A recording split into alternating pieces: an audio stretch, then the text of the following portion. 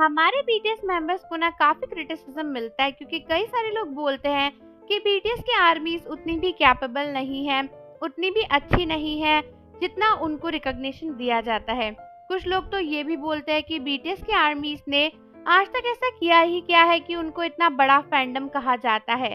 लेकिन दोस्तों, recently BTS के फैंडम ने ये प्रूव करके दिखाया है कि आप दुनिया के किसी भी कोने में हो, आपके साथ कुछ भी हो रहा हो, आपको बस बीटीएस आर्मी को अप्रोच करने की जरूरत है। और इस समय बांग्लादेश का भी कुछ इसी तरीके से साथ दिया है बीटीएस आर्मीज ने।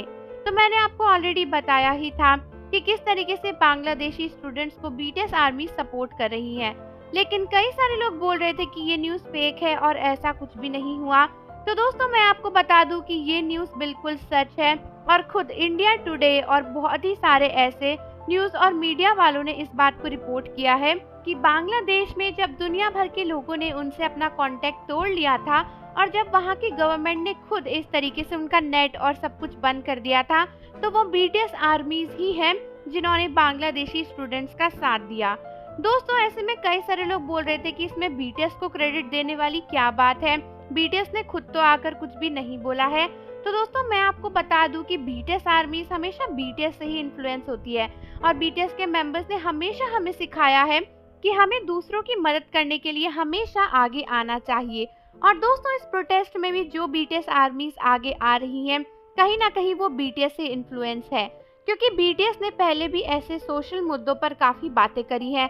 और बीटीएस के लीडर आरएम तो खुद ही कहते हैं कि आप कहीं से भी हो, कहीं से भी बिलोंग करते हो, कुछ भी हो, आपको हमेशा अपने लिए बोलना चाहिए और आगे बढ़ के आना चाहिए। और दोस्तों, ये लोग तो ऐसे रिएक्ट कर रहे हैं जैसे पहली बार बीटीएस आर्मीज ने किसी की मदद करी हो। आज से पहले कई बार बीटीएस आर्मीज ने ऐसे प्रोजेक्ट के लिए फंड्स को रेज किया है।